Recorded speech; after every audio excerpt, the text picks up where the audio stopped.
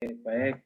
Terima kasih Pak Yuwono, Bu Diana, dan Bu Filsa atas waktunya untuk menguji hasil penelitian yang dilakukan oleh Daud. Ini temanya kadaster 3 dimensi.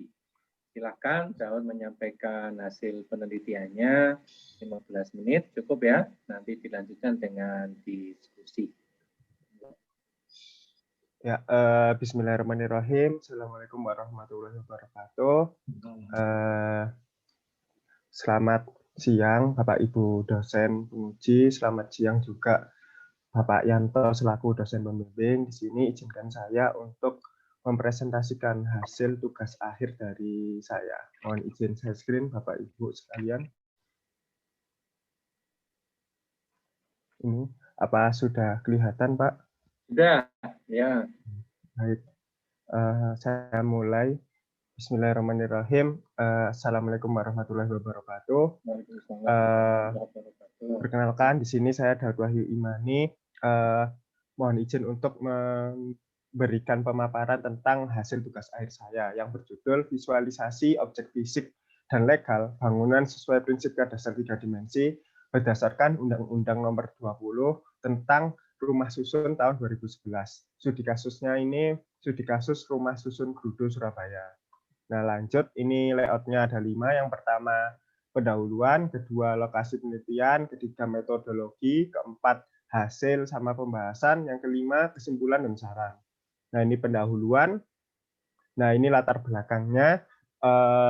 Di sini saya mengambil pengertian dari Rumah Susun Grudo ini sendiri berdasarkan koreksi proposal yang kemarin diajukan oleh Bu Udiana. Ini Rumah Susun Grudo ini juga sudah masuk ke dalam rumah susun sederhana Rusunawa berdasarkan Peraturan Wali Kota Nomor 24 Tahun 2019 yang artinya digunakan untuk masyarakat kelas menengah ke bawah.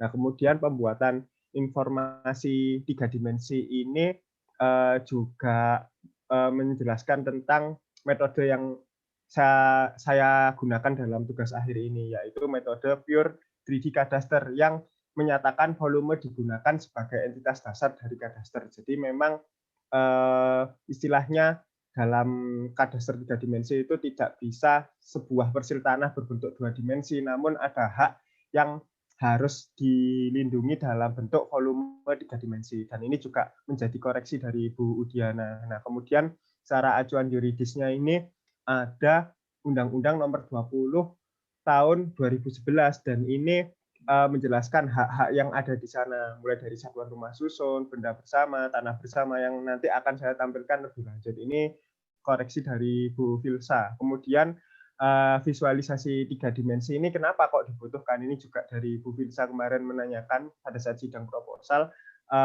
supaya memberikan gambaran informasi yuridis dan bangunan fisik yang ada, dan itu memang akan memberikan kemudahan. Kalau secara kadaster dengan keilmuan yang ada ini nggak cukup cuman persil tanah 2 dimensi, namun juga dibutuhkan secara 3 dimensi, dan itu juga tertuang dalam undang-undang yang akan saya tampilkan di slide selanjutnya. Kemudian permasalahan yuridis yang didapatkan adalah integrasinya bentuk fisik sama yuridis yang sampai sekarang belum ada. Nah, ini lanjut, ada latar belakangnya yang seperti sudah saya jelaskan, ada 2 dimensi sama 3 dimensi, dan gambar yang kedua ini juga menjelaskan tentang output akhir dari tugas akhir saya. Ada yang yuridis, fisik, sama fisik dan yuridis. Nanti akan ditampilkan Rumah Susun Grudo setelah dilakukan pengolahan. Nah, ini tujuan penelitian yang paling utama adalah melakukan visualisasi 3 dimensi. Nah, tujuannya apa? Untuk memberikan informasi yang memudahkan masyarakat sehingga mengetahui bagaimana klasifikasi berdasarkan undang-undang secara teknis dalam bentuk volume itu seperti apa. Nah, kemudian manfaat penelitiannya ada penjelasan berupa bagian bersama, satuan rumah susun, tanah bersama, benda bersama, sama gambar rumah susun yang berbentuk 3 dimensi.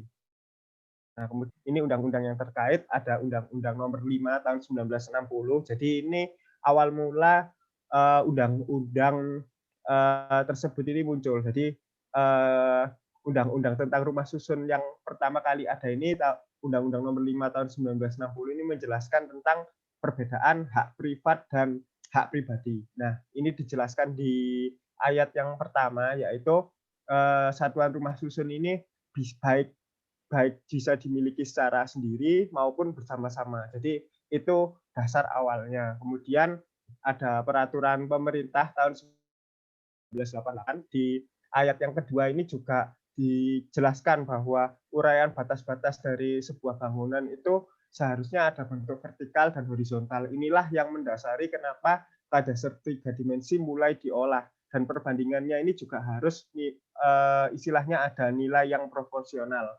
Nah, kemudian Undang-Undang Nomor 20 Tahun 2011 ini yang menjadi dasaran tugas akhir saya. Ini ada klasifikasi menjadi 4. Yang pertama ada satuan rumah susun, tanah bersama, bagian bersama, benda bersama. Jadi ini sudah dijelaskan pembagian haknya. Nah, di sini juga sudah didefinisikan dengan jelas rumah susun ini seperti apa, yaitu bangunan gedung bertingkat yang memiliki satuan masing-masing yang dimiliki dan dapat digunakan juga secara terpisah. Jadi definisinya ini istilahnya akan mempermudah visualisasi 3 dimensi yang saya lakukan dalam tugas akhir ini. Nah, kemudian untuk memperjelasnya ini secara teknis ada Peraturan Wali Kota Nomor 24 Tahun 2019. Jadi ini ditanyakan ketika rumah susun Gerudo ini termasuk dalam jenis apa. Nah, ini sudah dijelaskan di pasal 12 Rusunawa. Gerudo adalah rusunawa yang dikuasai oleh pemerintah Kota Surabaya yang beralamat di Jalan Gerudo Surabaya. Nah, ini rusunawa ini apa penjelasannya? Di ayat yang kedua di atasnya ini juga dijelaskan rusunawa ini adalah rumah susun sederhana sewa. Jadi sudah cukup jelas dari undang-undang yang sudah saya jadikan tinjauan pustaka.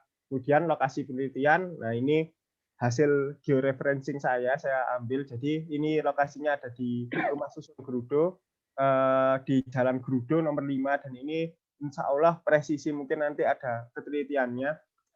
Jadi ini sudah sesuai dengan koordinat yang ada dan beralamat di Jalan Gerudo nomor 5, sudah sesuai dengan gambar yang saya buat di tugas akhir.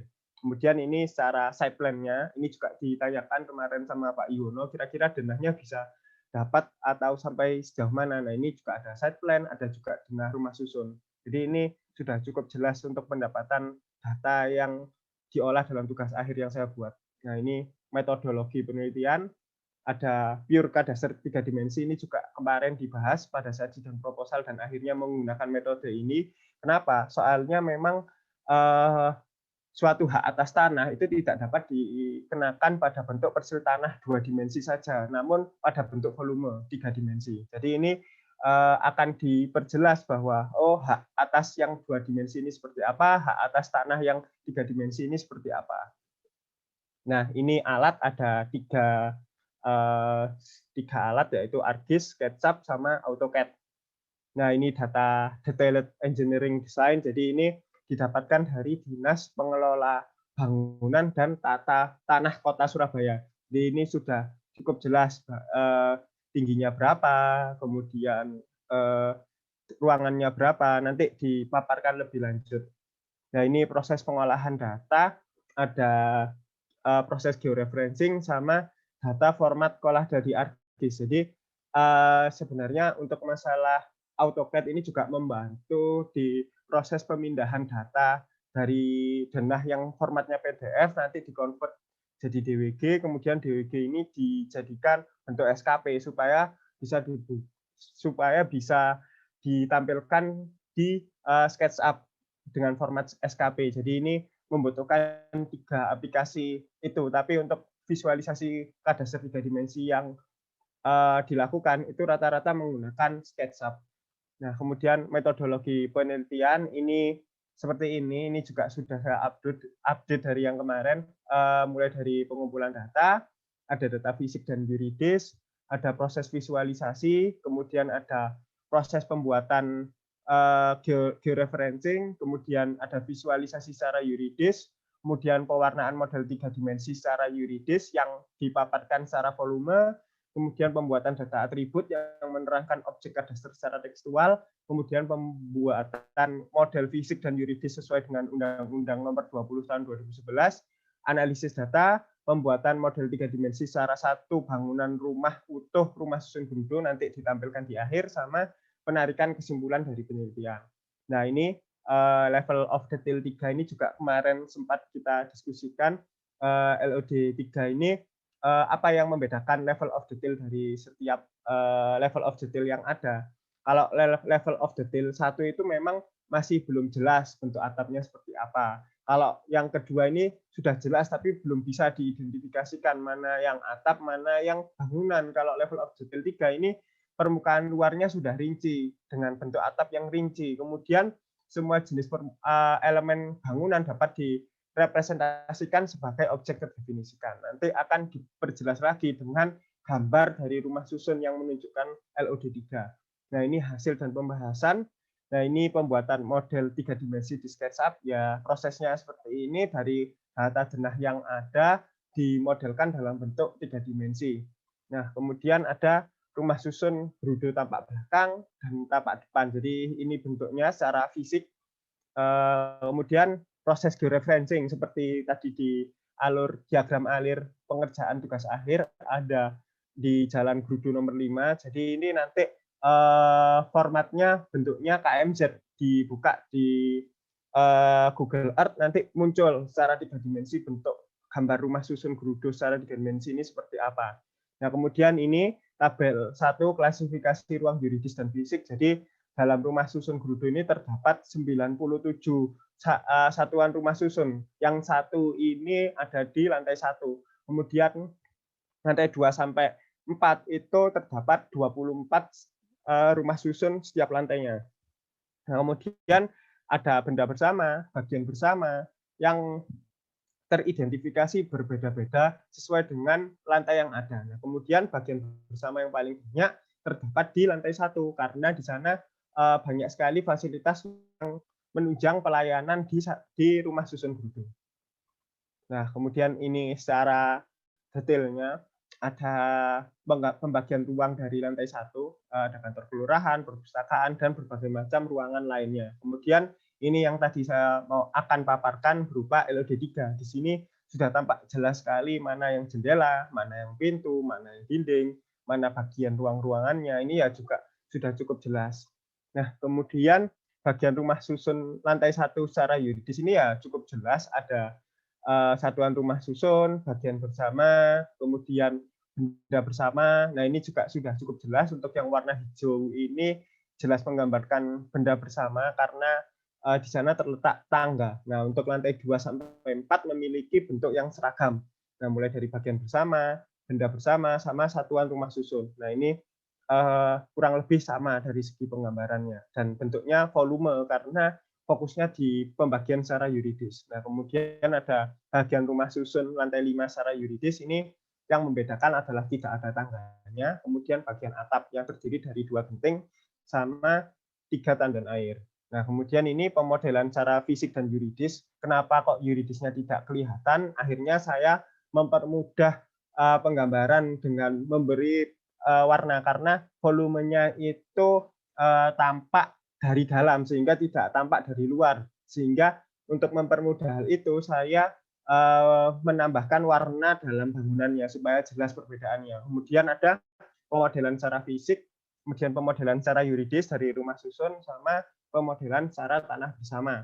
Nah, tanah bersama ini menjadi representasi tanah visualisasi 3 dimensi untuk pendirian rumah susun Gerudo Surabaya. Jadi memang tanah bersama ini adalah tanah yang menjadi dasar peletakan dari pembangunan rumah susun Gerudo Surabaya itu sendiri. Jadi memang sudah diperjelas ada bentuk kotaknya seperti itu.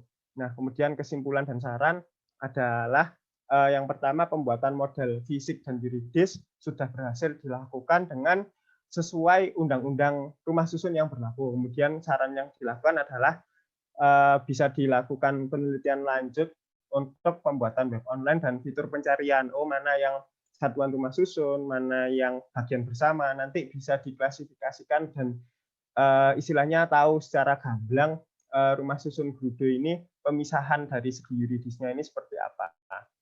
Sekian, terima kasih. Mohon maaf apabila ada salah kata.